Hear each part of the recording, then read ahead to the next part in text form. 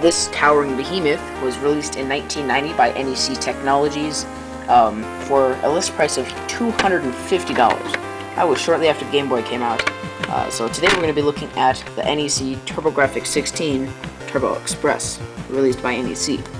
If you guys remember the TurboGrafx at all, or the Genesis, which Sega basically made a portable version of called the Nomad, which was pretty good. It still wasn't the greatest because of the early LCD technologies. This is basically NEC's version. This is 16-bit, plays all the Hue cards, still runs off with 6 batteries like the Nomad, and it'll eat them very fast. So let's take a quick overview on the console.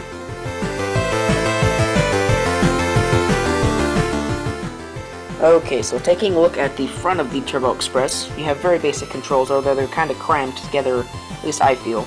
You have your run, which is basically start, and you have your select buttons. You have your button 2 switch for the turbo, which would normally, on a normal TurboGrafx controller, be above the buttons, and they would be flat. You have a very nice looking TurboGrafx-16 logo, which just looks nice. I think it's very good looking. You have your D-pad.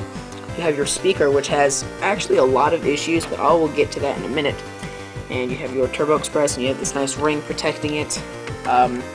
It's really nothing more than a styling cue and how to hold the screen. Yeah.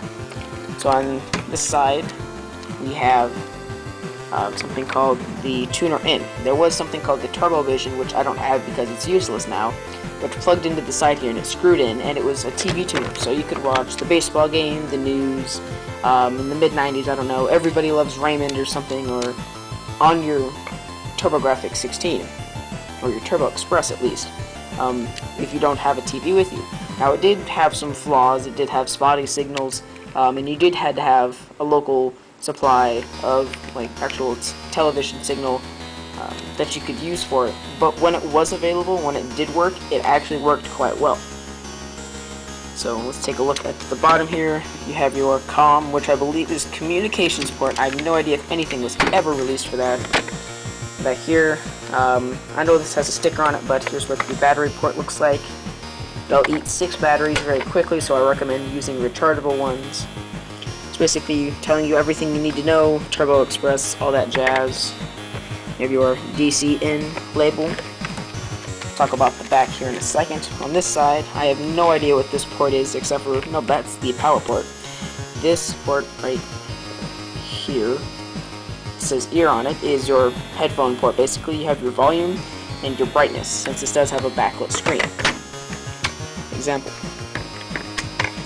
Now, to get the audio thing with the speaker, which I was talking about earlier, there were a bad batch of capacitors which went around the whole industry. You can see this quite easily with the Sega Game Gear, that it does have degraded audio and video, and this capacitor is very bad, usually on the audio.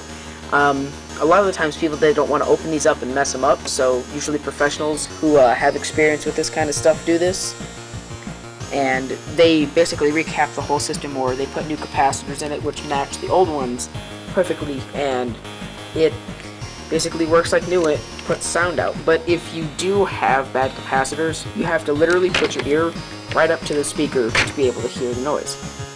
This is kind of a drawback, but if you're going to be playing this thing, I think you should be playing it with headphones, since the volume switch isn't that loud anyways, and I wouldn't imagine that this thing would be very loud in the first place.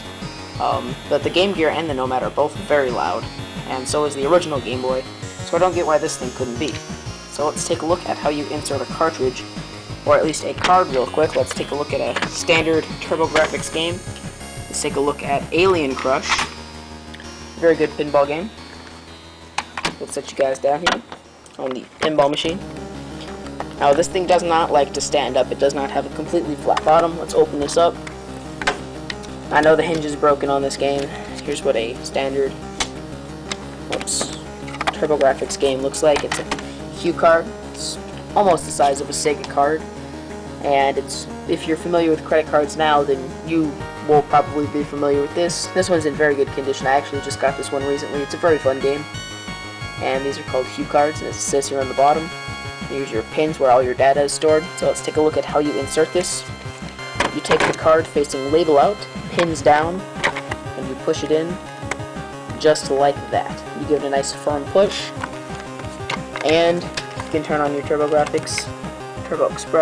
I know it doesn't look that good right now, and you can play some Alien Crush.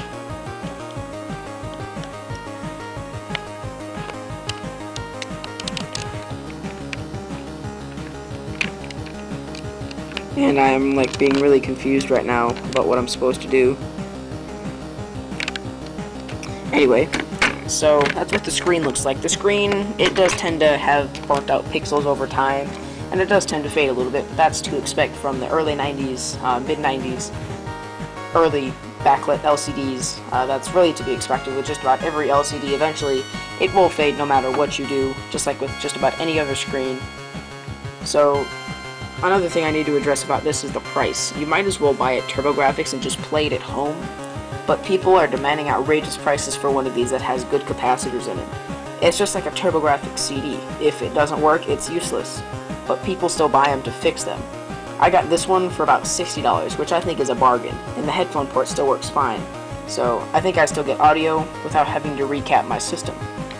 Now, this is an issue for some people since a lot of people don't use headphones, or they don't have gigantic like over-ear headphones like I do. And this is a common problem with a lot of these older systems. But I don't really see it as a flaw. I think I kind of see it as the charm and about how you have to work around it. But if you like Turbografx games like Alien Crush or Galaga 90 or Sidearms, then this is definitely a system worth looking at, because it does have some really cool video games. But anyway, this has been my review of the Turbografx NEC TurboExpress.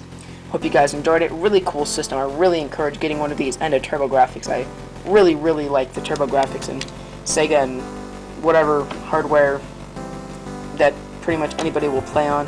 Nintendo, Coleco, whatever, Atari. But this is a really cool system to get. If you like these old Turbografx games, really get one of these. It's really well worth it. Anyway, thank you guys for watching, and remember, keep playing.